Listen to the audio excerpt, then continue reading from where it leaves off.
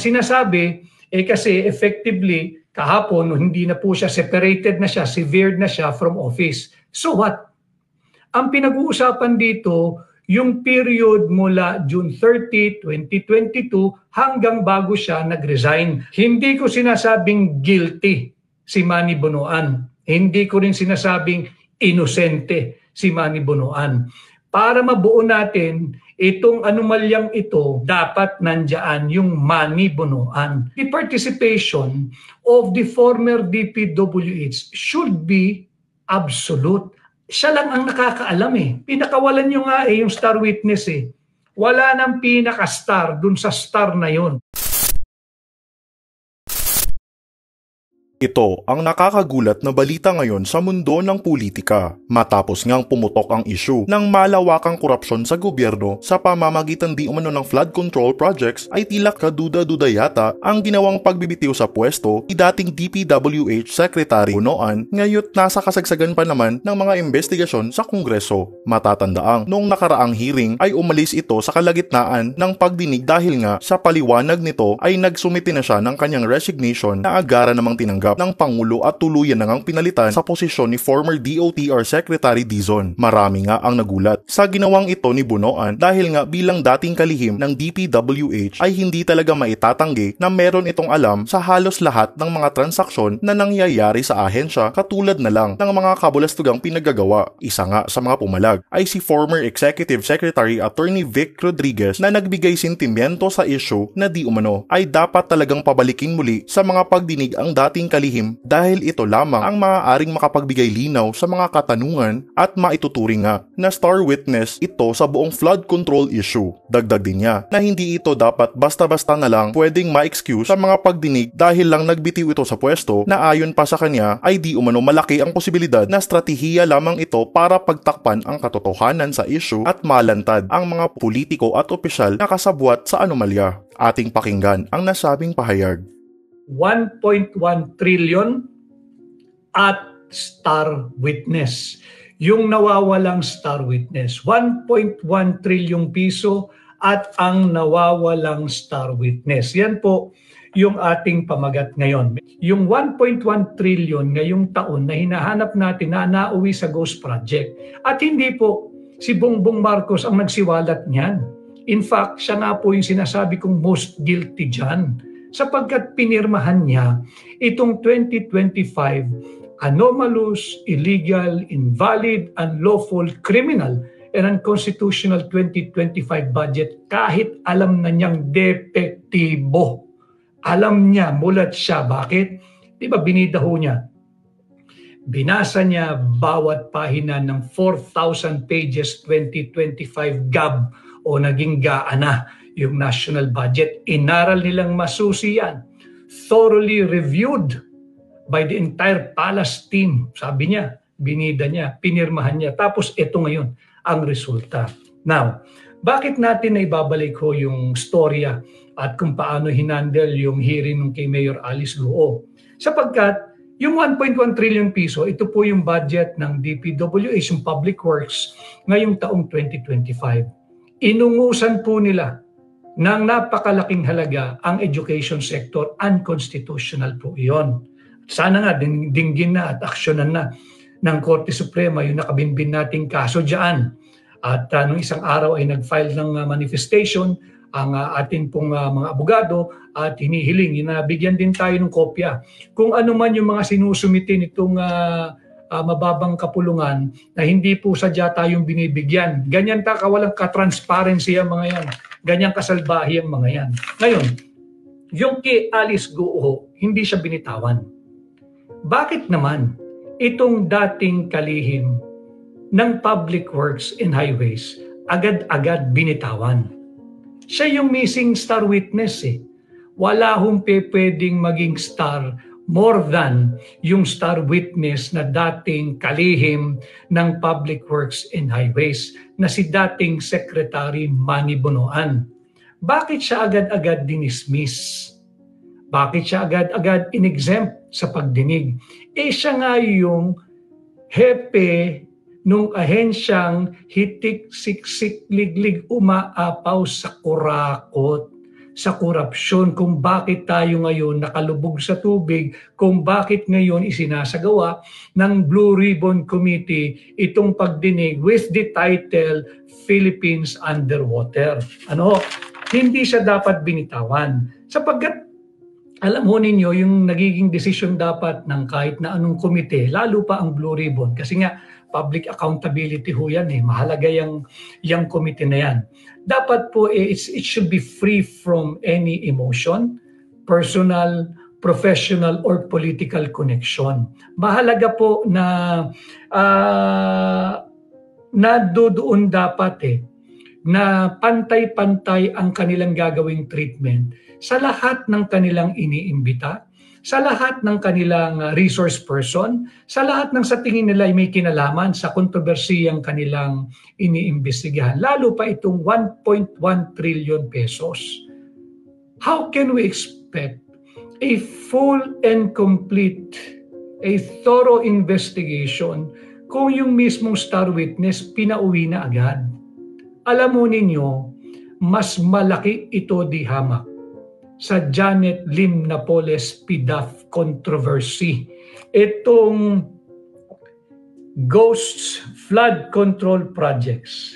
Itong napakalaki, itong massive fiasco ng corruption ng Marcos Jr. administration. Trilyong piso po ito. Small time po yung lininyahan nung Janet Lim Napoles. Kung dati ho, ilulang-lula tayo dun sa 10 billion na PDAF na ginamitan ng kung ano-ano mga NGO din, hindi ba? Lulang-lula po, galit na galit ang sambayan ng Pilipino eh.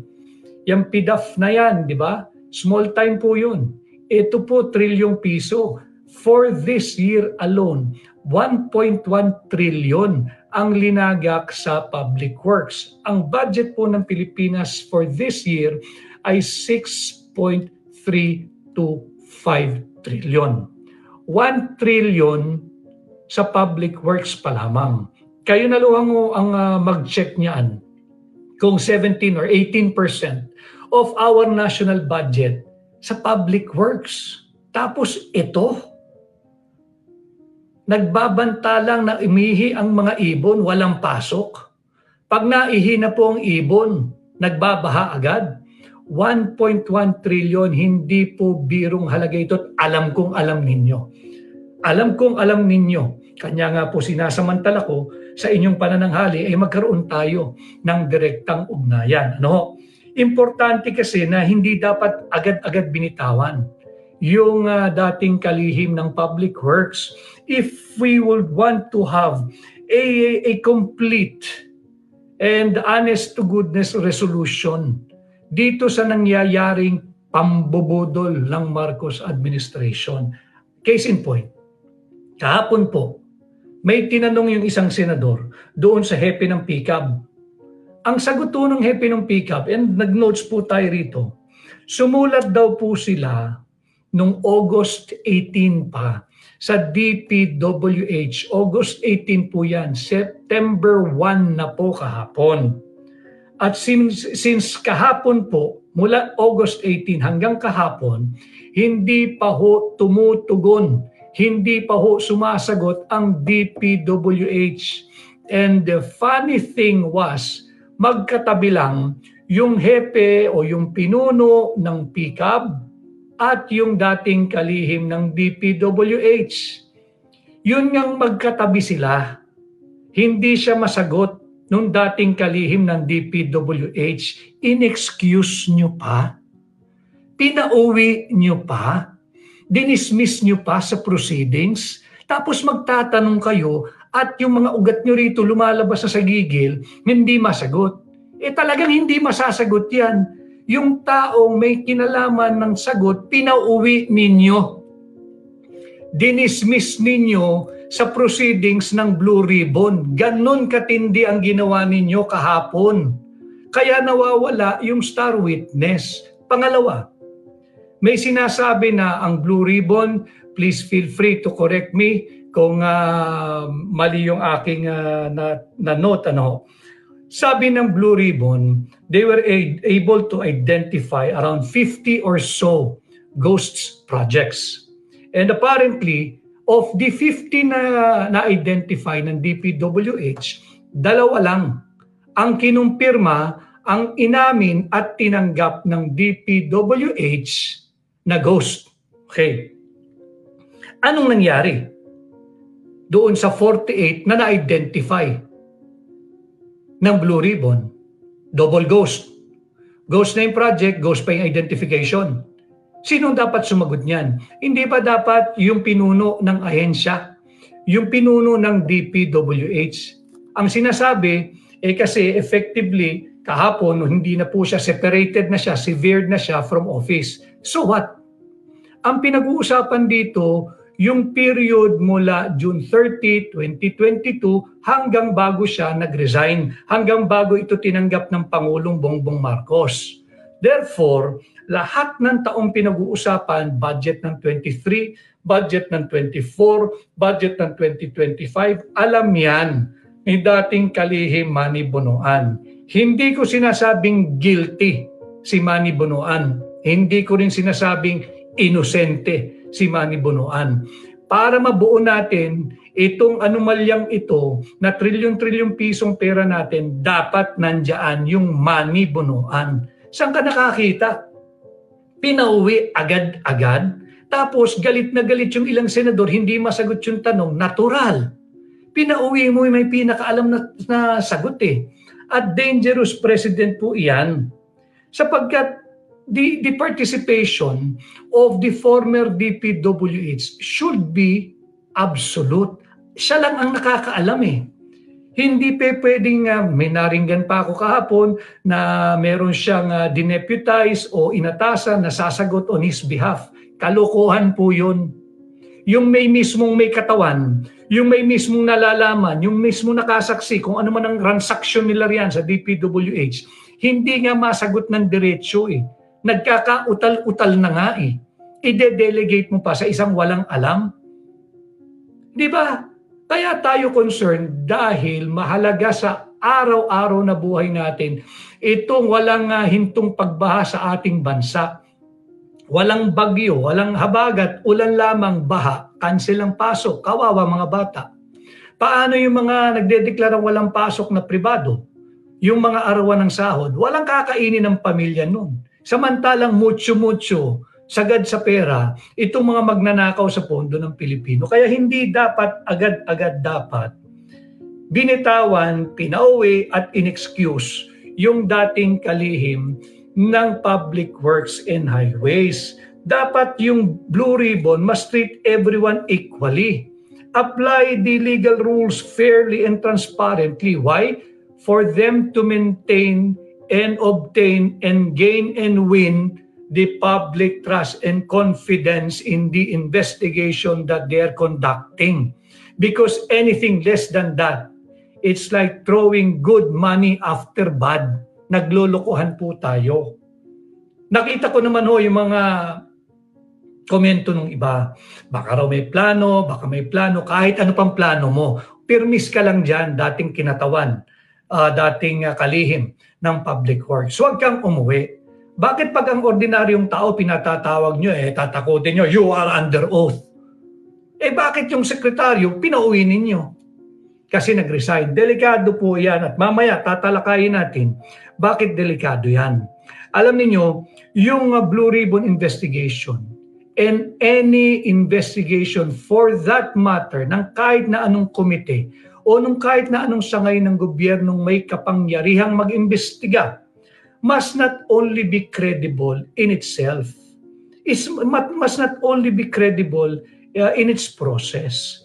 Kinakailangan pati yung perception, how the public perceive the ongoing investigation, dapat yan credible, dapat yan papasa sa anumang duda ng sino mang mamamayan. Dahil pag kayo pinagdudahan, walang tiwala ang sambayan ng Pilipino.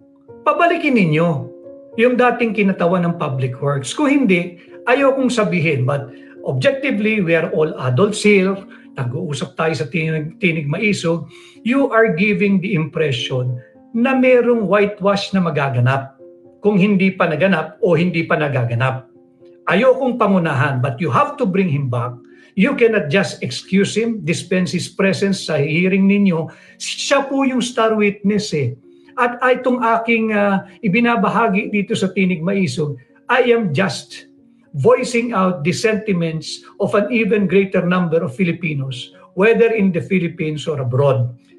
Yung 1.1 trillion, nawawala po yun eh. Ano pong preba? Hindi ba 3 weeks or 4 weeks ago, sinabi ko na sa ating direktang ugnayan, yung 5.5 billion pesos na inilagak sa First Engineering Division ng Bulacan, fully paid na po yun. Fully paid na yung 5.5. And I think yun fully collected na rin, yung 5.5 billion. Pero gagawin pa lamang ho yung mga proyekto. O di nawawala. 'Di ba? Missing yung pondo. Pwede ka bang mangolekta in full nang hindi ka pa nagsisimula ng trabaho? At nandiyan na po yan sa pagdinig na ginagawa ngayon sa Blue Ribbon. Kaya lang, missing nga po yung star witness eh. May lumalabas kahapon na may inaalok na magsalita ka na at baka hindi ka ma-prosecute, gawin kang, kung hindi naman ikaw ang pinaka-guilty, maaari kang mag-state witness, etc. Pinakawalan nyo nga yung star witness eh. Wala nang pinaka-star dun sa star na yun. Wala nang pinaka-star sa dating kalihim ng Public Works kung star witness ang pag-uusapan, kung sa dami ng nalalaman. Yun ang dapat alukin ninyo. Pinauwi agad, in-excuse agad, dinismiss agad, tapos aalukin yung iba, magsalita ka na. Pwede kang maging star witness, pwede kang protektahan, pwede kang bigyan ng immunity. Yung kalihim ng Public Works, yun ang may pinakamaraming nalalaman. Hindi ninyo dapat pinauwi agad-agad. Again, it will bring us back to how the Senate handled the investigation pertaining to the Mayor of Bamban, Mayor Alice Goo. Ang layo naman. Ito, binabaha ang Pilipino, namamatay ang Pilipino, trilyong piso ang pera ng Pilipino ang nawawala at kinukurakot. Pinauwi agad yung star witness. Hindi pa natatanong ng masinsinan. Hindi pa natatanong ng malaliman. Pinauwi na agad kasi raw nag-resign na siya. And effectively, as of September 1, separated from the Department and Government Service na yung mama. Uy, tama ho yun. Di wag ninyong tanungin nung bagay mula September 1, 2025 pataas. Ang scope lang naman ng investigation ninyo yung August 31 pababa. Ay yung taong 2023, 2024, 2025 at kasinungalingan. Na pwedeng sabihin na meron naman siyang inatasang sumagot on his behalf. Yun nga hong may katawan, yung may isip, yung may diwa, yung may pusong tao mismo, yung kinatawan, yung kalihim mismo, nagkakautal-utal, nagkakabulol-bulol, natataranta, nabablangko, hindi na alam ang sasabihin. Lalo na kung sino man ang kanyang inatasan, aatasan o uutusan. If at all, the best na magagawa po noon, magkwento ng haka-haka, kuro-kuro, personal niyang opinion. Ang tawag po diyan ay hearsay.